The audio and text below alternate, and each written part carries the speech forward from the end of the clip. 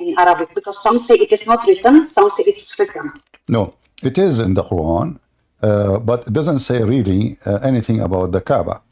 Chapter 2, verse number 144, as an example, it says, verily we have seen the turning of you, your Muhammad, face toward the heaven.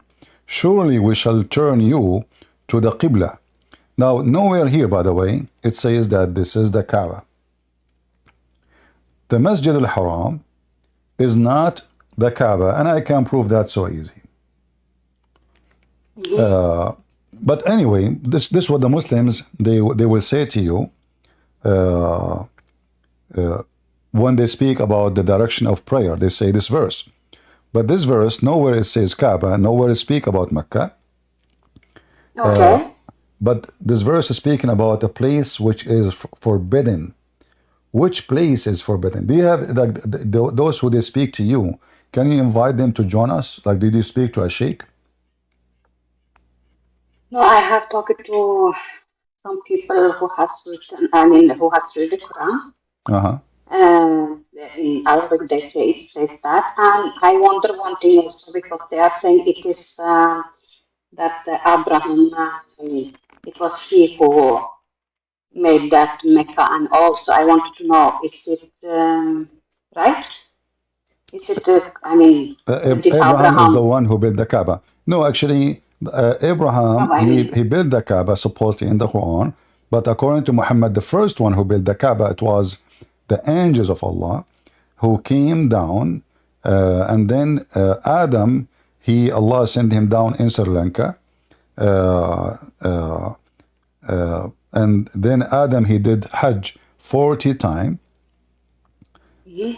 all the way from Sri Lanka to Mecca, and the angels were waiting for him there, and he go back every time he go to Mecca, he go back to Sri Lanka, which is very stupid to say, because Sri Lanka is an island, and there's no way, I mean, this is the first man, how he can pass the sea and go all the way from India, all the way, a very long, massive trip. It's going to take many years, in fact, to go one way and years to go back. And especially at that time, there's no GPS, or it's how he would know his directions. So the whole story is a fictional story. Obviously, is giving us some hint about where the origin of Islam coming from. They have a lot of connection with the Hindus and Indian religion. You know? So, yeah, because you will find the same thing happen. Like, as an example, the Hindus, they have a black stone. The Muslim, they have a black stone. The Hindu, they have a black stone, present the vagina and the private part of the man. The Muslims, they have a stone, it's present the vagina, and even involve sexual practice before Islam. And now Muhammad, he confirmed that Adam himself, he landed in Sri Lanka. So based on Islamic religion, the first man is from India, and the first believer is from India. And now based on this, the first man of the Arab, he is an Indian, and specifically he is from Sri Lanka. Yeah. Yeah, and it's another girl in this. I think it's another lady also who has the same question like me. The things that it is difficult for us to believe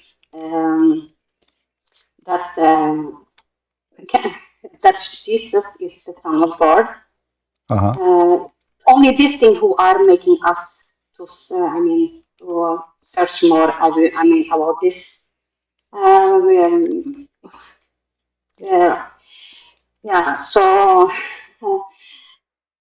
otherwise, we are very interested. We are very interested to know about the Christianity and all that. But it's only this one about if he is the Son of God. that's that's little difficult for us to, believe. All right. Yeah. First of all, before we go and talk about Jesus, Okay. when you spoke to Muslims and they say to you that the Quran command us to pray in the direction of the Kaaba, did you ask them Yes. why he is commanding such a thing?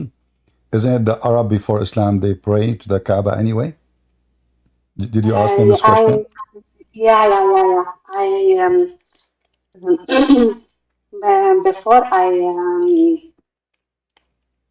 Before I opened my eye, when I opened my eyes about many things, I was asking why I was asking some, Muslims why they are praying to, the Kaaba, and they said we don't pray to the Kaaba. We pray when we go to Mecca. We are praying to God. It's just that the direction we don't pray directly to the Kaaba. And I was also asking why are you kissing the stone? And they were saying that Prophet Muhammad used to do it. Did it. And I was asking where it is in the Quran. I never got the answer because I'm a Quran person. I'm not a Hadith, or I'm difficult for me to believe in Hadith or Tafsir because it's not in the Quran. Um, I mean, Hadith, and it's not in talk. It doesn't talk anything about the Hadith or Tafsir in the Quran. Because there are many who believe in Hadith and Tafsir, but because the Quran say the Quran is complete and fully detailed, something I thought before that I had to follow the Hadith and the Tafsir also, But you but see, now I don't really. the I funny, don't get any answer the why they funny do it. those Muslims that when you show them the hadith, they have all the claims like this hadith is not authentic, the books of hadith is full of lies. So when they want, the hadith is a resource. When they want, the hadith is a garbage. And what is the authentic source of Islam then? So how we can follow it? Like now, as an example, when you ask them about where in the Quran it says pray in the direction of the Kaaba, they will mention to you this verse, but where in the verse it says Kaaba? Anywhere? All what you see here is addition. This is nothing. Mecca, between two brackets, is not in the verse. Kaaba, you know, what it says, what they are saying. Where? Mhm. You know? We don't see. I If took you a change, screenshot. yeah, if you change the translator, you will find that all of those things will disappear. So the Muslims, if they have a book of God, and the book of God is teaching them something, then why the book of God is not easy? I mean, to understand. Okay, now where is this place of worship, which is a forbidden?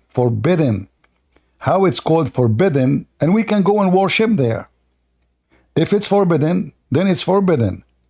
Either we can go or we cannot. The place which is forbidden, it means we cannot pass it through. We cannot get into it. If we can get into it, well, this is not forbidden. Look, I just changed the translator. This is Yusuf Ali. And we see the turning of the face. But even this one, he have to add bracket. Between two bracket for guidance of the heaven. Now, shall we turn thee to Qibla? So all what it says Qibla. Qibla means direction. That shall please thee. Okay, hold on. Is Allah trying to please Muhammad? Or this is a holy place? You see, either this is godly command, or this is just to please one man. So here it says, it shall please thee. And then turn then the face in the direction of the sacred mosque. In Arabic it says masjid. Masjid means a place of worship. And it says sacred.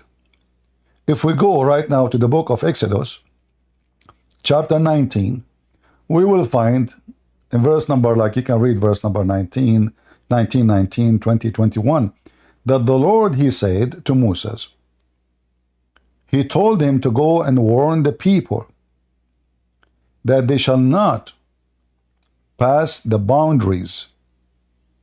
This is about the Mount of Sinai where God, he spoke to Moses. This is why it's a sacred. We cannot pass it. So if the mosque is the Kaaba, well, it's not a sacred mosque no more, because we can go there. We can walk with our feet. We can pass. The only place Muhammad was trying to copy the Jews here. He was praying into Jerusalem. Muhammad, even the hadith confirmed that Muhammad was praying into Jerusalem. But Muhammad, obviously, he don't understand where is the location. So sometime he prayed to the Jerusalem, sometime he prayed into Mecca. But what this verse here is saying, pray into the sacred place.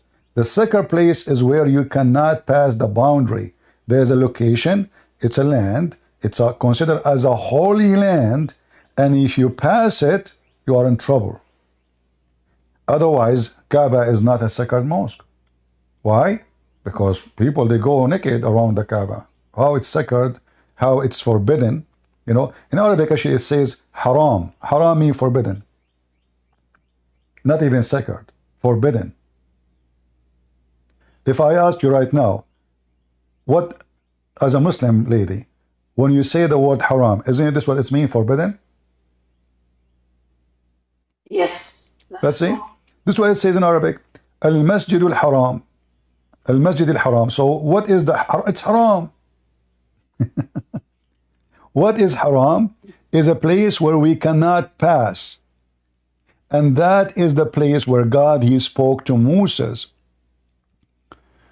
Muslims, as always, they are the last one who can explain their religion. They know nothing about the religion. So if we go, let me put the verse for you in the screen, so maybe you can understand better. This is Harun Yahya. He is a Muslim dawah. He have a dawah TV and those his girls. I wanted to open TV like him, but did not work. So anyway, here in chapter 19 in the book of Exodus, it says that God, he says to Moses, can you see my screen, Sarah? Yes, yes, yes. All right.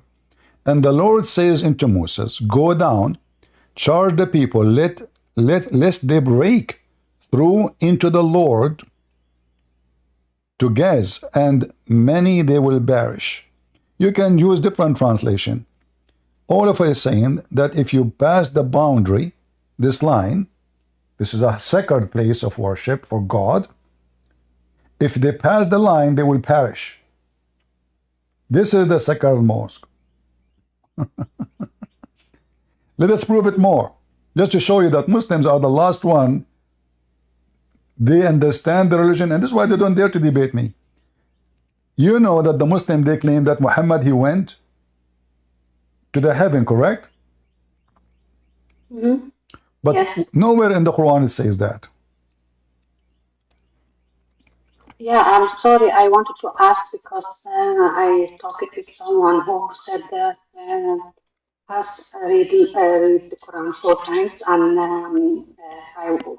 like I said, I cannot Arabic, so I want to ask you. Said that it is written in the Quran that Muhammad talked to Allah. Is that true? And that it is in the Quran? Nowhere in the Quran it says Muhammad, he spoke to Allah. Okay. No. And nowhere it says even that Muhammad, even he spoke for a second, because what the Muslims say, and all of them they agree, that Muhammad, every single word he received from his God, it was through the angel Gabriel, correct? Yes. So if Allah talking to Muhammad, who need Gabriel then? They never spoke to him. But I want to focus with me just to confirm about what is the sacred mosque. Chapter 17, verse number 1. If you ask any Muslim, they will say to you that this is about the journey, the night journey of Muhammad. Allah took him to heaven, and then in his way back, he went where? To Jerusalem. Where is Jerusalem Yes. here? Do you see Jerusalem in the verse? Nowhere. Mm. Okay. But look what it says. It took him from the Masjid al-Haram Mhm. to the farthest mosque. Which one Mhm. is the Masjid al-Haram, which mean the forbidden, sacred, forbidden land? And which one is the farthest mosque? Let us find out. This verse have nothing to do with Muhammad. This is about Moses. In fact, if you read the verse after it, it says Moses right away. Correct? Yes. Where is Muhammad? No Muhammad. So what happened? Praise be to the one who command his servant, he took his servant in a journey at night. Who is the one who took him in a journey at night? The Muslim, they say Muhammad, but no, this is about Moses. If we take this sentence and we copy it and we search in the Quran again, we will find again that this is about Moses' trip from Egypt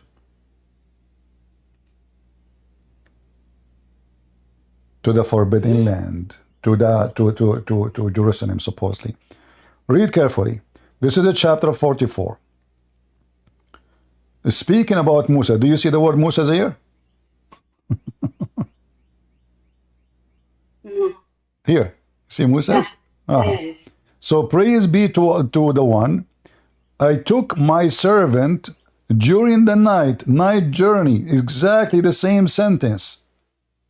فَأَسْرِ بِعِبَادِي لَيْلًا. And here we go to the Quran here. It's exactly the same. He took him أَسْرَى بِعَبْدِهِ لَيْلًا. Okay, he took him from where?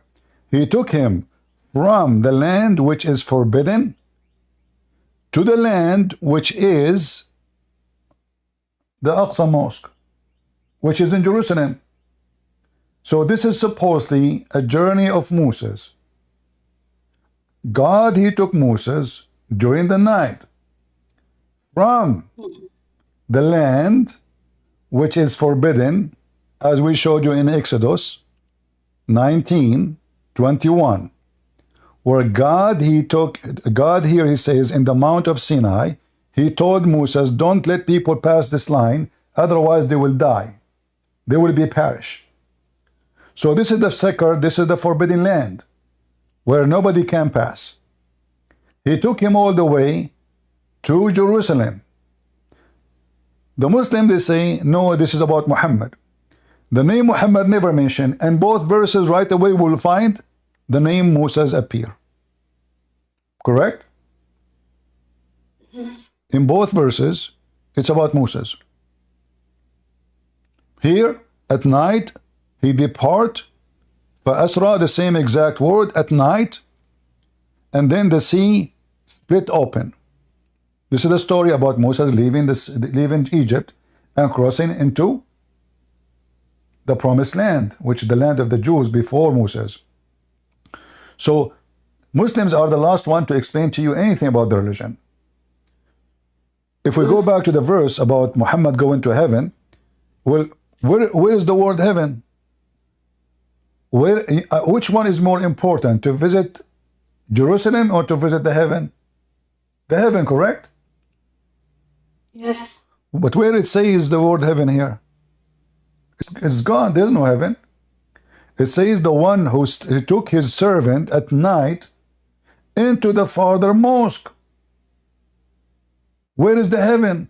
You ask the Muslim, they will say to you, this is Al-Aqsa. This is the mosque, it's called Al-Aqsa. So all the stories of Muhammad have a new fabrication made by Muslims. So what about Musa suddenly become about Muhammad? Suddenly they add a story about Muhammad going to heaven, seeing 7 heavens, seeing Adam and Moses and Jesus and Abraham there, and seeing women in hell, and seeing Adam crying and Adam laughing like a crazy mentally ill person. All those stories are fabrication. That's why I believe that all the Quran and even the character of Muhammad is a fabrication. because none of those stories make sense. If Allah sent Muhammad to heaven, well, he should mention that in the Quran. More important to mention it than taking Muhammad into the Aqsa Mosque. But here we go, the verse in the front of us, we don't see the word heaven. Did Allah drop the most important, the journey of Muhammad to him?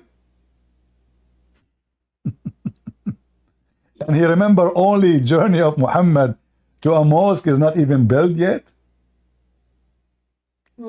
So all those stories in the Quran, they are invalid, very stupid, so silly, and the conclusion will be that the author of the Quran is mentally ill.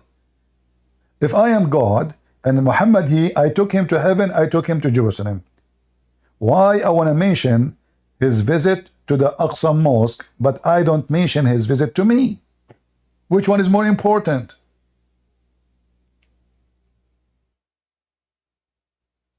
Yeah. This is why I say to you, Sarah, Muslims are the last one who can explain to you anything. The book of Islam is stupid. Yeah. It's very confusing. And this is why the Muslim, everyone, he give you his own interpretation for anything. Go ahead.